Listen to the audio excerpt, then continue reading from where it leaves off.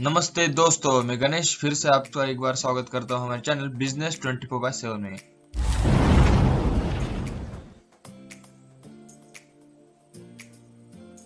दोस्तों, आज की वीडियो इंडियन आर्मी की तरफ से है, जो कि परमानेंट कमीशन के लिए। अगर आपका 12th हुआ है तो आपके लिए गुड न्यूज है, क्योंकि ये नोटिफिकेशन प्योरली आपके लिए है।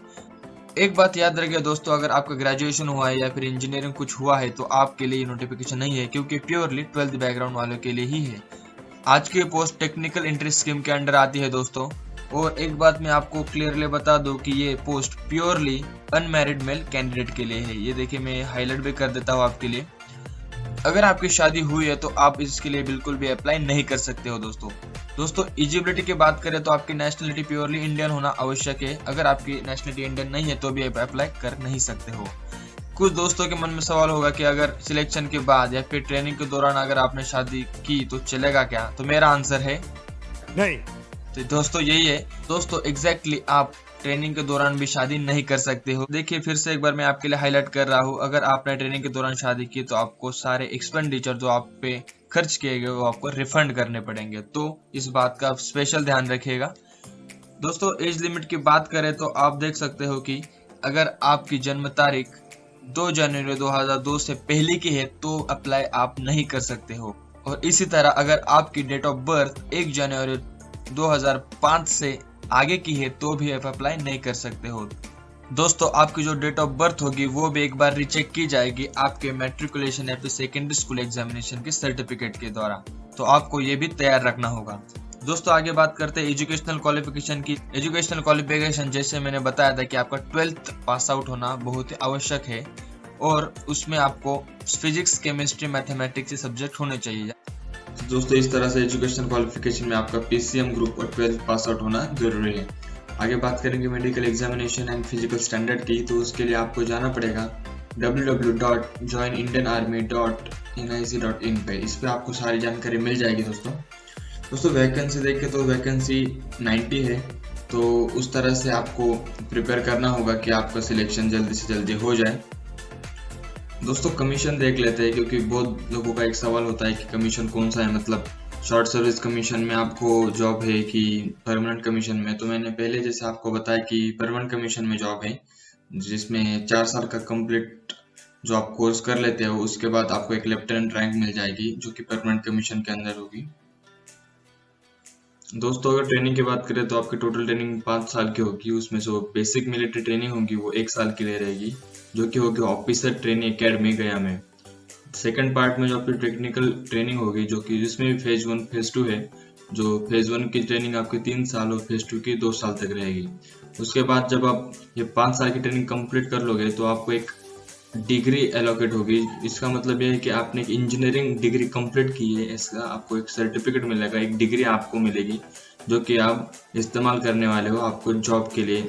आपकी टोटल डिग्री 8 सेमेस्टर की होगी, और उस हिसाब से आपके जो एग्जाम्स, मार्क्स या फिर जो डिग्री होगी वो सब दिए जाएंगे। दोस्तों, चलिए आगे बात करते हैं आपके फेवरेट सेक्शन की तरफ, यानी कि पेमेंट कितना होगा आपको।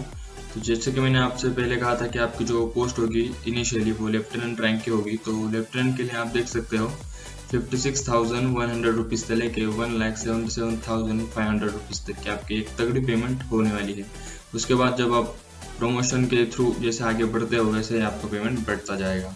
इसी के साथ दोस्तों आपके लिए अलाउंस भी बहुत ही अच्छे खास है, जैसे कि फ्लाइंग अलाउंस और हाई एल्टीट्यूड अलाउंस। सियाचिन में अगर आपकी पोस्टिंग हो तो सियाचिन अलाउंस, यूनिफॉर्म अलाउंस, जैसे बहुत सारे। इसी के साथ अगर आप देखेंगे तो आपके चिल्ड्रंस एजुकेशन अलाउंस भी आपको मिलने वाला है, जाके आपके बच्चों की पढ़ाई के लिए भी आपको एक अलाउंस मिलेगा। तो चलिए जानते हैं दोस्तों कि कैसे आप अप्लाई कर सकते हो। दोस्तों, अप्लाई करने के लिए आपको इंडियन आर्मी के ऑफिशियल साइट www.joinindianarmy.nic.in पे जाना होगा। एप्लीकेशन फिल करने के बाद आपको 15 to 30 मिनट्स रुकना पड़ सकता है, क्योंकि जो ऑप्शन है डाउनलोड का और रोल नंबर भी जनरेट होने के लिए थोड़ा टाइम लगेगा, तो उसके लिए टाइम है। दोस्तों, आगे जब आपको इंटरव्यू के लिए जाना पड़ेगा तो आपको साथ में कुछ डॉक्यूमेंट ले जाने पड़ेंगे, जैसे कि क्लास 10th का सर्टिफिकेट हो गया, 12th का सर्टिफिकेट, और आपको जो आईडी प्रूफ यानी कि पैन कार्ड, आधार कार्ड जो भी हो, उसी के साथ आपको आपकी 20 copies of self attested passport size photograph ले जाने हैं। ये याद रखना है, आपको कुछ भी डॉक्यूमेंट भूलना नहीं है। दोस्तों, आगे जानते हैं नेक्स्ट सेक्शन के बारे में, जो कि है इंटरव्यू का प्रोसीजर क्या होगा, उसका मेल कब आएगा, या फिर किस लोकेशन पे हमारा इंटरव्यू होगा, तो चलिए जानते हैं उसके बारे में। दोस्तों यहाँ पे आप एक ई पॉइंट दे सकते हो कि shortlisted candidate will be detailed to undergo SSB interview from May 2021 onward. तो आपको मई 2021 के आगे इंटरव्यू के लिए कॉल आ सकता है, तो पेशेंस रखने पड़ेंगे। उसी के साथ आप अगर एच पॉइंट देखोगे यहाँ का, तो आपको जो फाइनल मेरिट लिस्ट है वो भी इंडियन आर्मी के ऑफिशियल साइट पे डिस्प्ले होगी।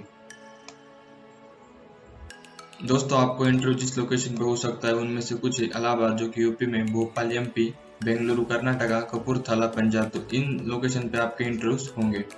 उसी के साथ एक बात याद रखें कि आपको जो इंटरव्यू प्रोसेस है वो 2 फेज में होंगी, यानी कि स्टेज 1 और स्टेज 2। तो ये सब दोनों जो प्रोसेस है वो टोटल 5 डेज में होगी। अगर आप स्टेज 1 क्लियर करने से असफल हो जाते हो तो उसी दिन आपको घर भेज दिया जाएगा, ये भी याद रखिए। बहुत लोगों के लिए इंडियन आर्मी एक सपना होता है अपनी उनकी जिंदगी का, कि मुझे नहीं लगता कि आप पहले दिन घर जाना चाहोगे, क्योंकि कुछ लोगों के लिए एक लाइफ का गोल होता है इंडियन आर्मी में जाना। तो आप अगर सीरियस हो तभी आप अप्लाई करो, क्योंकि ये बहुत ही अच्छी अपॉर्चुनिटी है। तो दोस्तों ये सारी जानकारी थी TES के नोटिफिकेशन के बारे में। अगर आपने हमारे चैनल को अभी तक सब्सक्राइब नहीं किया तो अभी जाके सब्सक्राइब कर दीजिए और बेल आइकन को भी दबा दीजिएगा। तो आप जल्दी जाके एप्लीकेशन फिल कर दीजिए, क्योंकि एप्लीकेशन क्लोज होने वाले हैं 2 मार्च 2021 तक। तो all the best guys and जय हिंद।